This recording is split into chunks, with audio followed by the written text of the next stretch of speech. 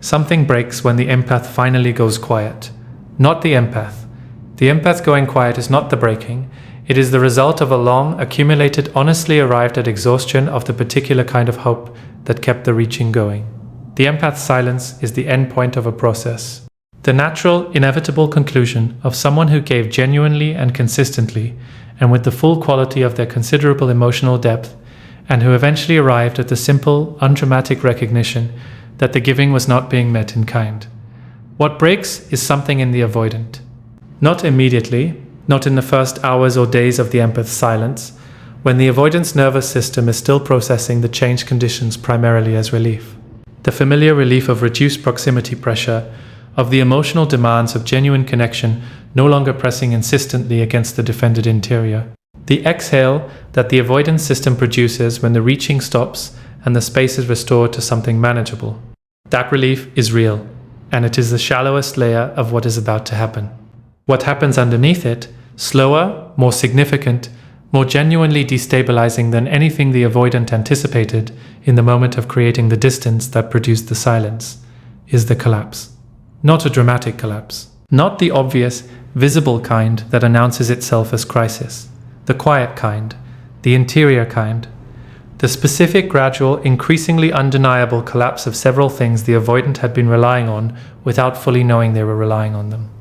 Understanding what collapses requires understanding what the empath's presence, their consistent, genuine, reaching presence, was actually providing in the dynamic.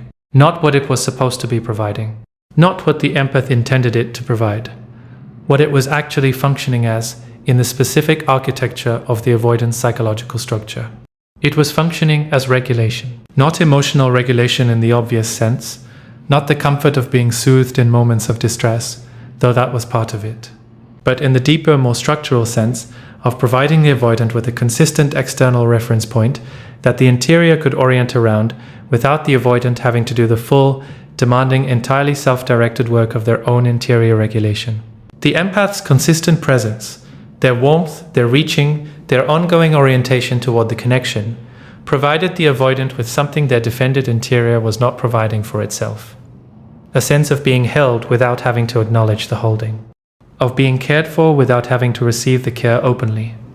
Of existing in proximity to genuine warmth without having to become genuinely vulnerable to it. The avoidant could maintain the distance, could run the management, could sustain the defended position, and simultaneously benefit from the stabilizing quality of the empath's consistent presence in the background. Could feel, without acknowledging feeling, the specific low-level comfort of someone genuinely oriented toward them. Could function, with considerably more interior ease than the defended self-sufficiency narrative acknowledged, because the empath's presence was quietly doing regulatory work that the avoidant's own system was not doing for itself. When the empath goes silent, when the consistent warmth, the reaching, the ongoing orientation toward the connection withdraws, the regulatory function withdraws with it. And the avoidant, who was not consciously aware of how much their interior stability was depending on that function, suddenly experiences the conditions of its absence. It does not feel like losing a regulatory support they were relying on. It does not arrive with the clear, explicable quality of something understood. It arrives as a generalized instability, a vague but insistent discomfort that does not attach itself easily to an obvious cause. A sense that something is off in the interior without the clarity of knowing precisely what. The avoidant's initial response is usually to attribute the instability to something other than the empath's absence, to find other explanations for the uncomfortable interior condition, to locate the source of the discomfort in something more manageable, in external circumstances, in unrelated stressors, in the ordinary difficulties of the daily life that exist independently of the dynamic. But the discomfort persists, does not respond to the usual management, does not produce in the way that ordinary stress reduces when the stressor is addressed or removed, persists with the specific directional quality of something that is about the absence of a particular thing rather than the presence of a general difficulty. The collapse happens in stages, not announced, not clean. In the specific, incremental way that the loss of something that was providing invisible support tends to reveal itself, slowly through the accumulation of conditions that the support was preventing and that now, in its absence, are simply present without the buffer. The first stage is the restlessness, The avoidant notices an increased difficulty with the ordinary conditions of the defended life. The solitude that was always comfortable becomes slightly less comfortable. The self-sufficiency that was always adequate begins to feel slightly insufficient in ways that resist easy explanation. The interior becomes louder in the specific way that interiors become louder when the external regulatory support they were relying on is no longer available. When the noise that the presence of genuine connection was quietly absorbing has nowhere to go but inward. The restlessness is not dramatic. It is the low-level, persistent, slightly harder than usual quality of the interior, without the empath's stabilizing presence. The avoidant moves through it the way they move through all interior discomfort, with the management, with the activity, with the deliberate occupation of attention in ways that keep the discomfort from becoming too conscious. But the management requires more effort than it usually requires. The occupation of attention is less fully effective than it usually is. Something keeps surfacing that the usual tools are not adequately addressing. The second stage is the recognition that the something has a specific shape, not always immediately named, not always brought into the full light of conscious acknowledgement with the clarity that genuine self-examination would produce, but felt, specifically felt.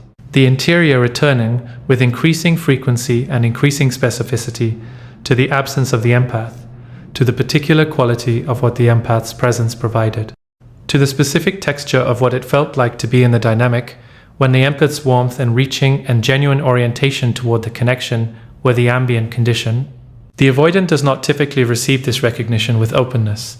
The management redirects it, minimizes it, finds ways to make the specific longing for the empath's presence feel like a general longing for connection that could be addressed through any available source. Attempts the substitution, the redirection of the longing towards something more accessible, more manageable, more compatible with the defended life the avoidant has been maintaining. The substitution does not work, not because the avoidant lacks other sources of connection, those exist, or can be accessed, but because the longing is not generic, it is specific. It has the precise shape of the empath's particular presence, the empath's particular quality, the particular texture of what the dynamic felt like when the empath was consistently, genuinely there. Generic connection does not fill a specifically shaped absence, and the avoidant, attempting the substitution, discovers this through the specific failure of the substitution to provide the relief the generic longing would have provided. The relief does not come. The discomfort persists. The interior keeps returning to the specific shape of what is missing. The third stage is the beginning of genuine accounting, and this is where the collapse becomes most significant, not as the most dramatic or most visibly distressing stage, but as the stage where the genuine interior reckoning begins. Where the avoidant, confronted with the persistent discomfort of the specific absence and the failure of the substitution, begins to have to sit with what the empath's silence is actually revealing. What it is revealing is the full cost of the pattern, not the cost the avoidant was previously aware of, not the obvious cost of occasional guilt or the social cost of relationships that did not develop as they might have. The deeper cost, the cost that the empath's consistent presence was masking, the cost of having maintained the defended life at the price of the genuine connection that the defended life was preventing. The empath's silence makes that cost directly experiential, rather than theoretically acknowledged. The avoidant is no longer in the position of someone who can, in principle, access the warmth and the genuine presence and the specific regulatory comfort of the empath's orientation, while simultaneously maintaining the distance that keeps the connection from becoming too real. The empath's silence removed that option.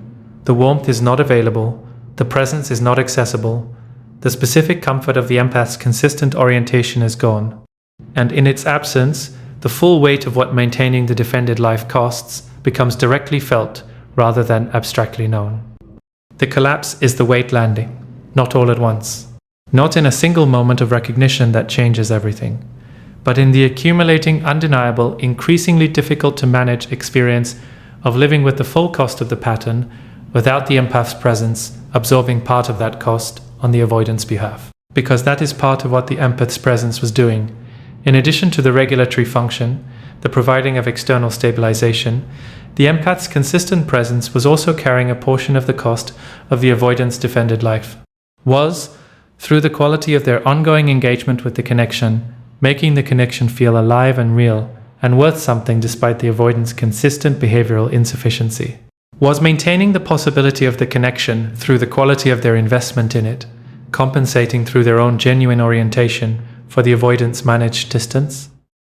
The empath was carrying the connection almost entirely alone, not because they were codependent or lacking in self-respect or insufficiently aware of the asymmetry, but because genuine love that is oriented toward a real person tends to keep showing up even in insufficient conditions, because genuine love is not easily deterred by the insufficiency of the return, because the empath's capacity for sustained, genuine, deep engagement with another person's interior reality is the specific quality that makes empaths extraordinary, and also the quality that can result in the sustained investment of that capacity in dynamics that are not returning it adequately. When the empath stops carrying the connection, when the silence falls and the investment withdraws, the connection, which was being sustained almost entirely by the empath's effort, simply ceases to exist in any experiential form.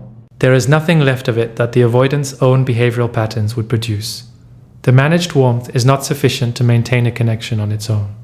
The intermittent presence does not generate relational continuity without the empath's consistent engagement filling the gaps. The interior love that was always genuine is now entirely interior, with no external expression, no behavioral reality, no lived texture in the daily dynamic. The avoidant is left with the interior love and nothing else, and the nothing else is more confronting than they anticipated. What the nothing else confronts them with is the question they have been managing around for the entire duration of the dynamic, the question that the empath's consistent presence made it possible to defer, the question that the avoidance pattern was built, in significant part, to avoid having to answer directly. The question of whether the avoidant is capable of genuine reciprocal love. Not whether they feel love, the interior love has been established as genuine and real, but whether they are capable of expressing it, of sustaining its expression in the ordinary days, of generating from their own interior the quality of consistent presence and genuine effort that genuine love requires in order to be something the other person can actually receive. The empath was providing so much of what genuine reciprocal love requires from the outside that the avoidant never had to fully confront the question of whether they could provide it from the inside. The empath's carrying of the connection meant the connection continued even in the absence of the avoidant's adequate contribution. Meant the avoidant could have the experience of being in genuine connection, could benefit from the warmth, the presence, the specific regulatory comfort of the empath's orientation, without having to generate the behavioral equivalent from their own interior. The empath's silence strips that arrangement away, and the avoidant is left with the direct, unmediated, no longer deferrable question: can I do this without someone else carrying it for me? The collapse is the honest answer beginning to surface, not always fully conscious, not always brought into explicit acknowledgement with the clarity that genuine self-examination would require, but felt in the specific way that honest answers to avoided questions tend to be felt, with the particular discomfort of something that has been managed around for a long time suddenly being directly present without the management available to redirect it. The honest answer has more than one part. One part is the recognition of the pattern's cost, of what maintaining the defended life has actually produced, not the self-sufficiency narrative, but the genuine accounting. The relationships that did not develop adequately, the specific people whose genuine care was met with managed distance. The particular, irreplaceable quality of what the empath offered that the avoidance pattern consistently met with insufficiency. The interior love that was always real and that the behavior consistently failed to express in the form the person deserved to receive. Another part is the recognition of the gap. The specific, honest, clear-eyed reckoning with the distance between the interior reality and the behavioral expression that has been the central concern of this entire conversation. The love that was genuinely there and the showing up that was not.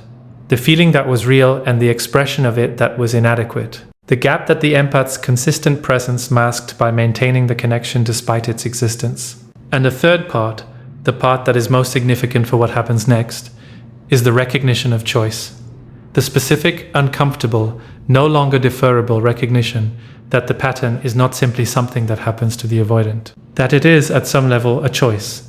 Not a fully conscious, freely made choice, uninfluenced by developmental history and attachment wounds, and the specific conditions of early experience that built the architecture. But a choice nonetheless. The ongoing, daily, moment-by-moment choice to let the fear determine the behavior rather than the love. to maintain the defense rather than risk the exposure, to preserve the comfortable distance rather than inhabit the genuinely present, genuinely available, genuinely showing up alternative. The empath's silence made that choice visible, made it impossible to continue not choosing by letting the empath's consistent presence maintain the connection that the avoidant's own choices were consistently undermining. The silence said, without saying, "You have been choosing the distance. The connection that existed did not exist because of your choices. It existed despite them. And now that someone has stopped compensating for your choices with the quality of their own genuine presence, the result of your choices is visible." This is what collapses. Not the avoidance well-being in the acute crisis sense, though the discomfort is real, but the narrative, the self-sufficiency narrative that made the defended life feel like a chosen position rather than a pattern running at the expense of genuine connection. The narrative of incompatibility that made the distance feel like an honest assessment rather than a fear-motivated exit. The narrative of self-sufficiency that made the defended life feel like strength rather than the elaborate, costly management of genuine fear. The empath's silence did not create new information. The information was always there. But it made the information undeniable by removing the buffer, the empath's consistent presence, that had been making it possible to continue deferring the honest reckoning with what the information actually said. What happens after the collapse varies. Genuinely varies in ways that are determined entirely by the avoidant's own interior, by their level of self-awareness, by whether the discomfort of the collapse is engaged with or managed away, by whether the honest reckoning it initiates is sustained into the genuine interior work that actual change requires, or is eventually, after sufficient time, managed back into a more comfortable version of the defended life. Some avoidants, in the specific conditions of the collapse, in the discomfort of the specific absence, and the failure of the substitution and the undeniable recognition of the pattern's cost, find in the collapse the genuine beginning of change. Find that the cost of maintaining the defended life has, in the empath's silence and the collapse it produces, finally become more directly experiential than the cost of changing. Find the motivation that the acute loss pressure of the regret phase could not sustain, not the motivation of wanting to restore access to the empath specifically, but the motivation of genuine, other-directed, honestly arrived at accountability for what the pattern has produced and what changing it would require. That motivation, if it is genuine, and if it is sustained into actual therapeutic engagement with the interior structures that built the pattern, can become the beginning of actual change. Not guaranteed, not clean, not linear, but real and possible, and the specific kind of real and possible that the empath's silence, in its honest, arrived at, not performed for effect quality, created the conditions for. Other avoidants manage the collapse back into something more comfortable. Find ways to re-establish the narrative, seek the substitution more persistently until something provides enough of the regulatory comfort to reduce the discomfort to manageable levels. Allow the collapse to remain the uncomfortable period between the old dynamic and the next, one without it becoming the genuine reckoning that its depth warranted. That is also a real possibility, and the person needs to hold it as such. The collapse is not the guarantee of change. It is the condition in which genuine change becomes most possible. What the avoidant does with the condition is entirely their own. The empath, meanwhile, is not watching for the collapse, is not monitoring the avoidant's interior for signs of the reckoning, is not structuring the silence as the strategic production of conditions designed to catalyze the avoidance development. The empath's silence is genuine, arrived at through the honest, accumulated, finally completed process of a person who gave genuinely and received insufficiently, and eventually arrived at the simple truth that the giving could not continue at the cost it was requiring. The silence is for the empath, not for the avoidance development, not as the final move in the dynamic, as the honest expression of someone who has finally, completely, without residual negotiation with themselves about whether one more attempt might produce a different result, chosen themselves. That choosing is the whole of it, not the avoidance collapse, not the avoidance reckoning, not what the silence produces in the interior of the person who pushed the empath into it, the choosing of the self, fully, after having given everything that genuine love gives, and finding in the giving's honest completion the specific, quiet, dignified freedom of someone who loved completely and chose themselves without apology when the loving was not being met. That freedom is real. It is the empath's. Entirely. Regardless of what collapses in its wake, the freedom that belongs to the empath after the silence is not a static condition. It does not arrive fully formed and remain unchanged as the days pass and the dynamic recedes and the interior gradually reorganizes around the life that was always there, waiting for the full quality of attention that the dynamic was partially consuming. It develops, deepens, becomes more genuinely inhabitable as the distance from the dynamic grows and the specific, acute quality of the grief softens into something more integrated. The freedom that was initially experienced as the absence of the dynamic's weight, as the relief of no longer carrying what the empath was carrying, gradually becomes something more positive than absence, becomes the presence of something. The specific, quietly extraordinary presence of a life that is genuinely and completely the empath's own. That transition, from freedom as the absence of the weight to freedom as the presence of genuine self-possession, is not automatic. It requires the same quality of honest, patient, genuine engagement that everything in the reclamation process requires. It requires the continued return of attention to what is actually here rather than what was there. The continued gentle redirection of the interior from the ambient orientation toward the avoidance condition. What the collapse is producing, whether the reckoning is happening, what the silence is generating in the interior that pushed the empath into it, toward the actual, present, genuinely inhabitable content of the empath's own days. The empath's particular challenge in this phase is specific to the quality that made them an empath in the first place. The sensitivity, the specific extraordinary capacity to feel another person's interior reality with something approaching the precision of direct experience. That capacity does not switch off because the dynamic has ended or because the empath's silence has been genuinely arrived at, rather than strategically deployed. The empath can still feel the avoidance collapse. Not necessarily with full accuracy, the empath is not omniscient about the avoidance interior, and the distance of the silence means the information available is less precise than it was during the active dynamic. But the sensitivity picks up what it picks up. The specific quality of the avoidance changed condition registers in the empath's awareness with the particular felt quality that the empath's perceptual system reliably produces. And that registration is its own challenge. Because the empath's sensitivity, having detected the avoidance collapse, the avoidance discomfort, the avoidance beginning reckoning with the cost of the pattern, that sensitivity tends to activate the empath's natural orientation toward care, toward the reaching that was always genuine, toward the specific, deeply felt impulse to move towards someone who is struggling with something real, to offer the warmth and the presence and the genuine engagement that the empath's capacity makes so available. That impulse is not wrong. It is the expression of genuine care, genuine compassion, the authentic quality of someone whose empathic capacity is real and is responding to real distress in a person they genuinely loved.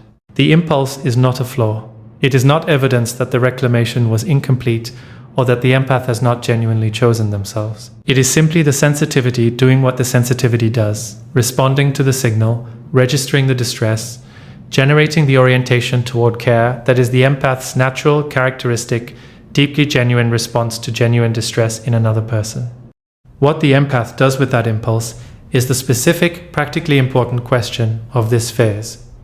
Not whether the impulse exists, it will exist, because the sensitivity is real and the care was genuine, and genuine care does not simply switch off because the conditions of its expression changed. But what happens to the impulse in the context of what the empath now knows? Of the full, accurate, honestly held picture of what the dynamic was and what the empath's consistent presence was providing in it, and what the avoidance collapse in its absence is actually expressing. The impulse, meeting the accurate picture, does not have to produce the reaching, can be felt genuinely, can be acknowledged as the real expression of real care for a real person, without being acted on, without the feeling becoming the behavior, without the empath's compassion for the avoidance collapse, restoring the conditions that produced the collapse in the first place. This is the specific, mature, genuinely difficult capacity that the empath's interior work makes possible, not the suppression of the feeling, not the hardening against the sensitivity that would make the impulse stop arising, but the genuinely felt, genuinely compassionate, genuinely caring experience of the impulse, alongside the clear-eyed understanding that acting on it would be the restoration of the very arrangement that the silence was the honest conclusion of. Feel the care, know the care is real, and choose from the full picture what to do with it. What the full picture says is consistent with everything that has been said throughout this conversation. The avoidance collapse is real. The distress of the specific absence is genuine. The beginning reckoning, if it is happening, is significant. And none of it is the empath's responsibility to address through the restoration of their presence. The avoidance collapse is the natural, inevitable consequence of the arrangement that the dynamic produced. The arrangement where the empath was carrying the connection almost entirely, providing the regulatory function, absorbing the cost of the avoidance pattern through the quality of their consistent, genuine presence. The collapse was always going to happen when the carrying stopped. Was not produced by the empath doing something wrong. Was produced by the empath finally, honestly doing something right. Choosing themselves. Allowing the dynamic to show what it actually was without the empath's extraordinary capacity for love, compensating for its inadequacies. The collapse is the truth of the dynamic, without the empath's compensating presence. It is the avoidance actual interior condition, unmediated by the regulatory support the empath was providing.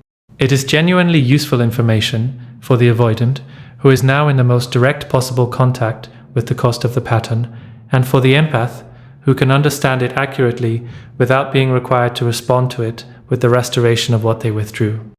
The empath's silence, maintained through the felt impulse of genuine care, through the sensitivity's registration of the avoidance collapse, through the specific difficulty of staying with the chosen position when the position means not responding to genuine distress in someone they genuinely love, that sustained silence is perhaps the most demanding thing the empath's interior work has produced.